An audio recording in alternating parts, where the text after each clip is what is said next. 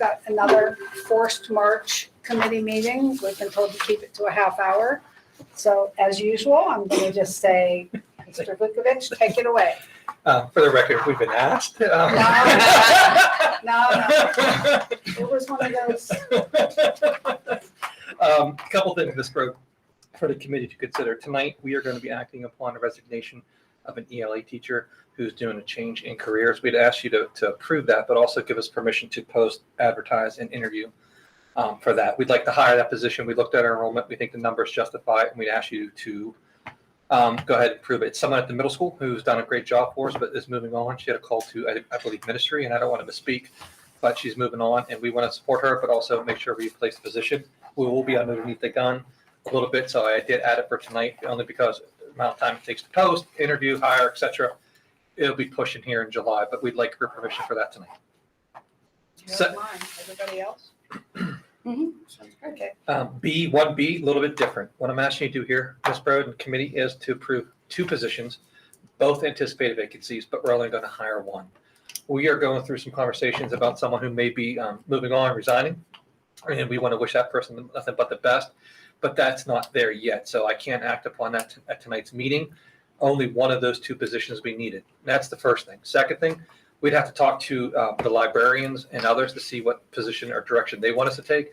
And then thirdly, I'd like to go back to academic and extracurricular and talk with the committee about the direction we want to go there. So in absence of those things, I am asking you to post 2 anticipated vacancies, but we only hire 1, and that will be in conversations with both the librarians as well as the academic committee meeting to see what direction we take.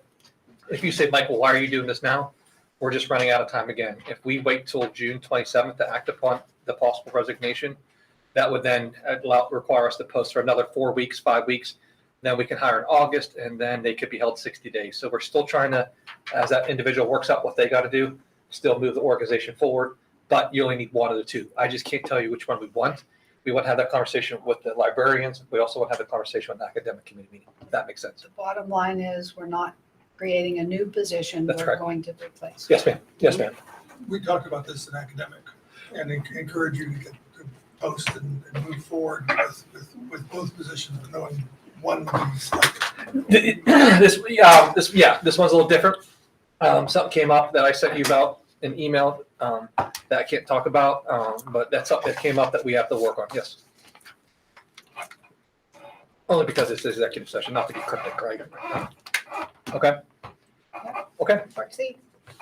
Then tonight, Ms. Cinda, in executive session, we'll discuss the names and candidates for the qualifications during our time together to see what the board wants to move forward with hiring. We have a variety of positions on the agenda, and whatever you don't feel comfortable with as a board, we don't have to hire, but we'll spend that time talking about an executive session so then the public knows we're going to go through and fill some of these tonight. Again, it's at your leisure. We'd like to get some of these done tonight, only because once we hire, if they're employed somewhere else, the 60-day clock starts, and we'd like to get them going ready for a year. But again, we'll defer to the board on how you want to move forward.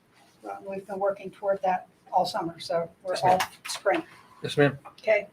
And last thing we had, I got some feedback from you, Ms. Cinda, Mr. Kerr. I incorporated the feedback, and this would be the second reading, which would now make these policies, these draft policies, into law per se, our official policy. A couple things just to reiterate, under attendance, what we did there was we made changes to allow those students to miss for religious reasons, and they're under a code you're allowed. But in our policy, it was omitted. So I made that change to make sure that's included because we think that's important. And the code would supersede our policy anyway. So we were just fine tuning that. Mr. President's not here, so I can tease him. Policy 237 is about updating to electronic devices, where like they had smartphones, and our old policy talked about pagers. And some people may still have them, but it's now a little bit modern, Not legally. a little bit more modern.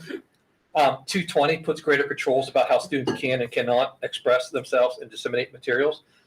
We value student expression, but we think it has to be done in an orderly manner, and there's a time, place, and duration.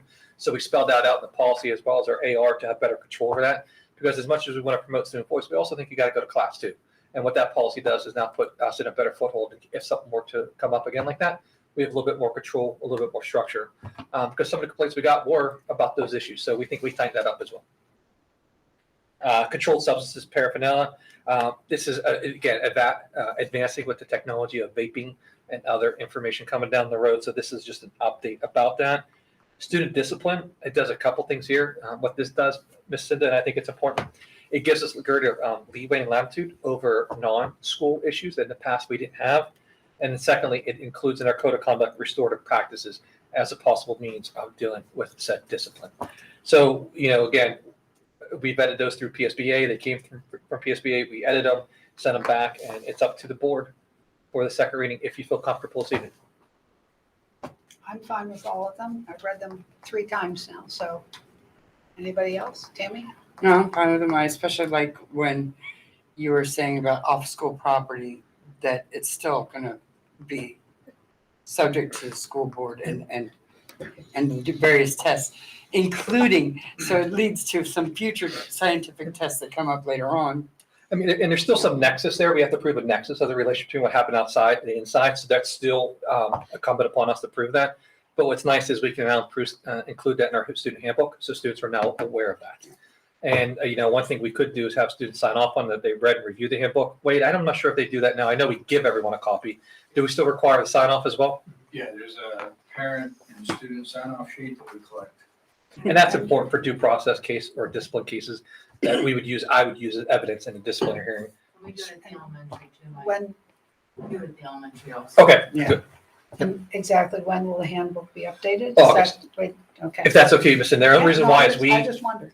we canceled, there's no committee meetings in July. Mhm. It'll just be in August. It'll be done before school. And that's important because we did include language. And I think I talked about last policy and personnel committee meeting. We include specific language about using racially insensitive words and charges based upon what happened in the school district, based upon what State College did, as well as Cumberland Valley. So we would like to bring that to the policy and personnel, let them look at that, because that was one of the action steps we took as a result of what happened, to really call that out and make sure people know that that's not acceptable. And there's a specific, consequence for that. Now, truth be told, we're also looking at what we could do restorative wise and see what we could do that make sure that people learn from these mistakes and learn from their actions and behaviors. But that's something we're not ready to present on. I did ask Donnie and Doug